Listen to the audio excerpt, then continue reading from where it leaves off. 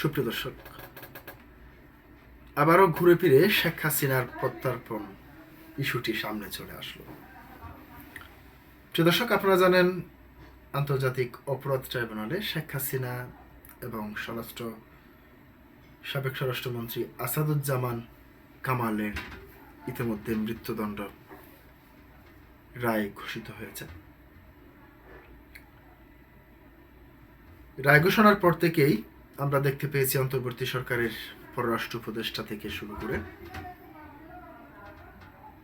সবাই, এমনকি প্রধান উপদেষ্টাও ভারতের প্রধানমন্ত্রী নরেন্দ্র মোদীর সঙ্গে বৈঠকে শেখ হাসিনাকে ফেরত পাঠানো কিংবা প্রত্যর্পণের বিষয়টি তুলেছিলেন, কিন্তু সেই বিষয়টি এখনো পর্যন্ত কোনো জবাব দেয়নি ভারত।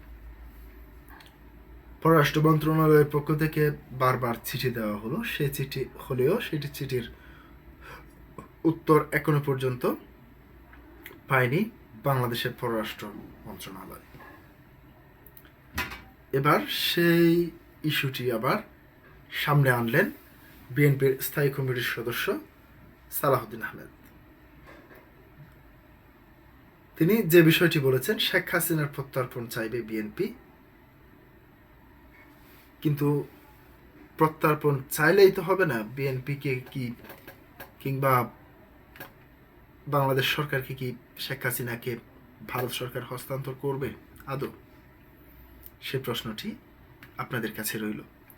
এবার বিএনপির স্থায়ী কমিটির সদস্য সালাউদ্দিন আহমেদ যে বিষয়টি বলেছেন সেটি আপনাদের সামনে একটু তুলে ধরছি।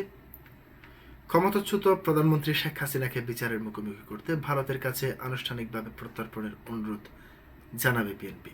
শুক্রবার 13 ফেব্রুয়ারি বিকেলে রাজধানীর গুলশানের বিএনপি চেয়ারম্যানের রাজনৈতিক কার্যালয়ের সামনে সাংবাদিকদের সঙ্গে আলাপকালে একথা বলেন সালাউদ্দিন আহমেদ। তিনি বলেন, আমরা আইন অনুযায়ী তার হাসিনার প্রত্যর্পণের এক্সট্রাডিশন দাবি জানাবো। এটি বাংলাদেশের পররাষ্ট্র মন্ত্রণালয় ও ভারতের পররাষ্ট্র মন্ত্রণালয়ের বিষয়। আমরা ভারতের সরকারের কাছে দাবি জানাবো তাকে যেন বিচারের মুখোমুখি করার জন্য ফেরত পাঠানো হয়। ত্রয়োদশ জাতীয় সংসদ নির্বাচনে জয় পাওয়া বিএনপি সরকার 3টি বিষয়কে গুরুত্ব দিবে উল্লেখ করে সালাউদ্দিন আহমেদ বলেন, আমরা 3টি জিনিসকে সবচাইতে গুরুত্ব দিচ্ছি। এক, আইনের শাসন প্রতিষ্ঠা, দেশের অর্থনৈতিক সমৃদ্ধি এবং দুর্নীতি নির্মূল করা। সালাউদ্দিন আহমেদ বলেন, নির্বাচনের মধ্য দিয়ে বাংলাদেশের শক্তিশালী গণতন্ত্র চর্চার ভিত্তি রচনা করা হয়েছে, এই যাত্রায় অব্যাহত থাকবে। তিনি বলেন, বিএনপি 31 দফা আলোকে রাষ্ট্র ও সংবিধান সংস্কার করা হবে। ইতিমধ্যে জুলাই জাতীয় সনদ স্বাক্ষরিত হয়েছে। এটি একটি রাজনৈতিক সমঝোতার দলিল, এটি অক্ষরে অক্ষরে পালন করা হবে। বিএনপির এই জয়কে বহুল প্রত্যাশিত উল্লেখ করে সালাউদ্দিন আহমেদ আশা প্রকাশ করেন, বিজয়ের বিষয়ে বিকেলের মধ্যে নির্বাচন কমিশন ইসি ও প্রজ্ঞাপন জারি করবে।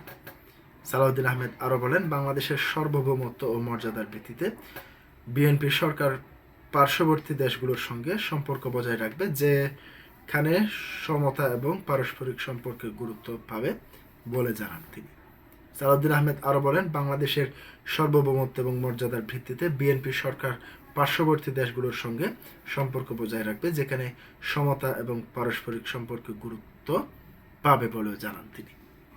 প্রিয় দর্শক, আজকে এ পর্যন্তই। আসসালামু আলাইকুম ওয়া রাহমাতুল্লাহ।